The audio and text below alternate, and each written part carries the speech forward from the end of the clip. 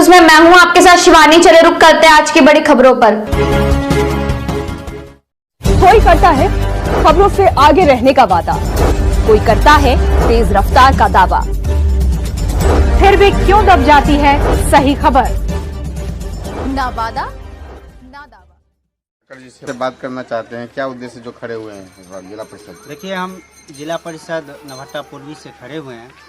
सबसे पहली मकसद है कि हम युवाओं के लिए काम करना चाहते हैं। देखिए, आजकल जो है युवाओं के नाम पे ठगी भी होते हैं। आज से पूर्व या पहले जो भी प्रतिनिधि बन के आए हैं युवाओं के नाम पे ठगी की, लेकिन मेरा उद्देश्य है कि आज युवा जो राजनीति से कतराते हैं, हम उनको कैसे आगे लाएं। हम बीएन मंडल यूनिवर्सिटी में छात्र नेता हैं और हम लगातार छात्रों की समस्याओं को लेकर संघर्षरत रहे हैं। चाहे वो सीट वृद्धि की मामला हो, कॉलेज में फीस माफ़ी की मामला हो, वह महिलाओं के लिए जितना भी कॉलेज यूनियन में जो भी काम हुआ है हम उनके लिए करते रहे। अभी वर्तमान में ये नवहट्टा पूर्वी क्षेत्र संख्या 02 जो है वो रिजर्व सीट है और हम लोग नाई समाज से आते हैं, तो यहाँ रिजर्व सीट होने के बावजूद इसीलिए हम यहाँ से सेलेक्ट किए और हमारे साथी सब का मतलब था कि आप इलेक्शन लड़ें, क्योंकि छात्र राजनीति अलग चीज़ होती है और सक्रिय पॉलिटिक्स अलग।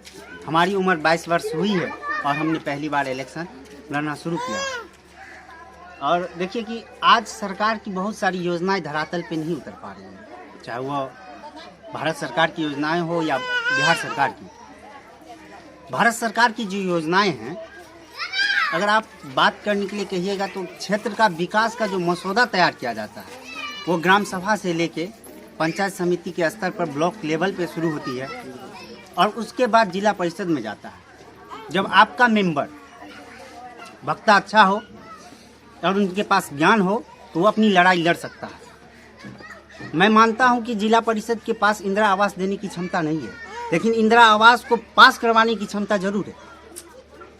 गली नली योजनाएं चलाने की उनका विभाग नहीं है, लेकिन गली नली योजनाओं से लेकर बड़े बड़े सड़क का निर्माण करवाना उनका योजना है। आज हमारे क्षेत्र में आप एक चीज़ देख लीजिएगा, बांध के भीतर या बांध के पूरब सरकार का जो योजना है खेलो इंडिया प्रोग्राम के तहत जो हर गांव में खेल मैदान का निर्माण है, आखिर वो क्यों नहीं हो रहा? क्या युवाओं का भविष्य अधर में लटक जाएगा? ये राजनीति का मूल सिद्धांत होनी चाहिए और हम इन सिद्धांतों पे चलने वाले हैं।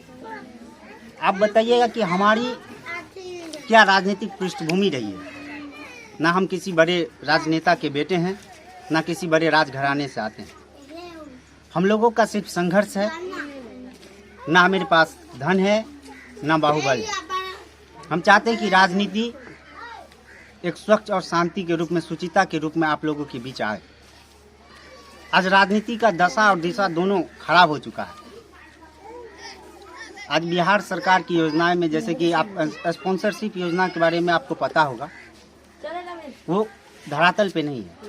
आज विधवाओं के लिए जो आज भी बहुत सारे विधवा हैं, अगर किसी भी पंचायत में अगर हमारे अपने 6 पंचायत में निकाले तो करीब करीब 600 विधवाएं होगी, लेकिन उनके बाल बच्चे को आज भी 1000 रुपये का सरकार का जो महीना आता है, एक विधवा पेंशन है।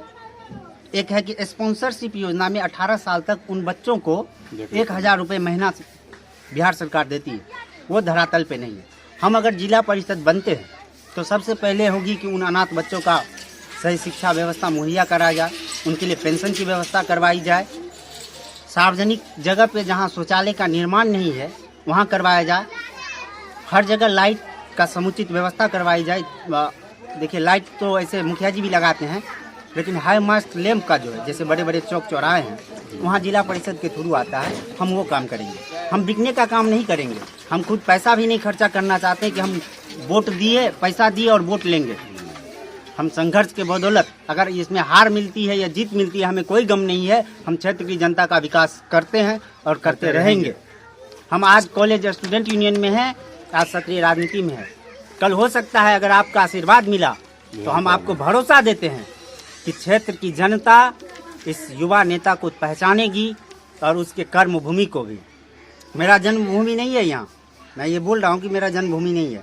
हमारी नानी गांव है चंद्रायन, वहीं हम रहे हैं, पले हैं, बढ़े हैं और बीएन मंडल यूनिवर्सिटी में छात्र नेता हैं। अब हम आए हैं, आप लोगों का सहयोग चाहिए, समर्थन चाहिए। और देखिए हमारा 5-6 मुद्दा है, हम इन पे इलेक्शन लड़ना चाहते हैं।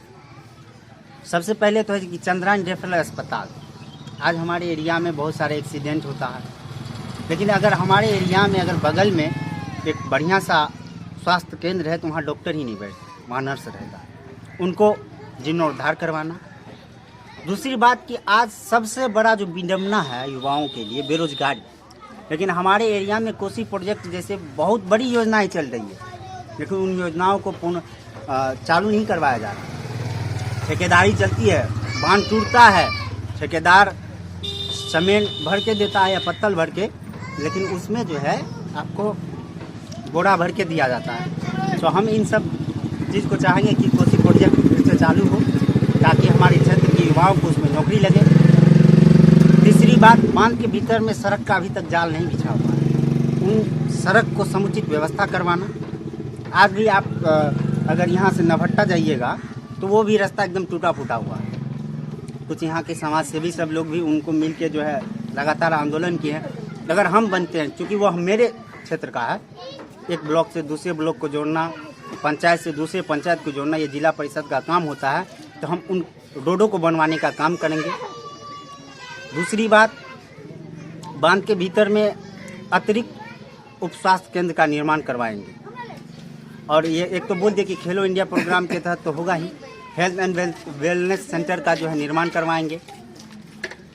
बस यही 4-5 मुद्दे हैं।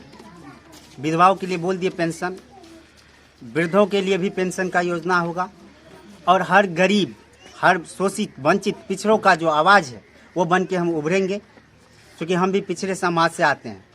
और ये मेरा मौका है कि हमको सीट मिला है, तो आप लोगों का अगर समर्थन मिलता है तो सबको ऊंच नीच जो भी है उनका मान सम्मान बढ़ाना और उनका कर्तव्य के साथ उनका सेवा करना, ये हमारी धर्मनिष्ठा है। हम इन निष्ठा को पूरा करेंगे। और एक बात अंतिम में कह देते हैं कि अगर हम हारे या जीते फिर भी इस क्षेत्र में आएंगे, युवाओं के लिए लड़ते रहेंगे और हर वक्त उनकी आवाज़ को बन के, अभी अगर हमको जिला परिषद भेजते हो तो सदन हो गया, नहीं तो संसद की सड़क पे भी आवाज़ हमारी बुलंद रहेगी। बस आपका साथ और सहयोग चाहिए, इसी के साथ हम धन्यवाद दें। देख पा रहे हैं दिवाकर जी एक बार चाहते हैं कि उनको एक बार मौका दिया जाए, ताकि पंचायत में जितने भी 6-7 पंचायत वहाँ पे वो अपना काम कर सके। पहले से भी काम करते हुए आए हैं और अब आगे भी काम करते रहेंगे, चाहे हारेंगे या जीतेंगे। सरसा जिला से रंजन की रिपोर्ट। मेरे साथ बस इतना ही। बाकी की तमाम खबरों के लिए देखते रहिए यू न्यूज़।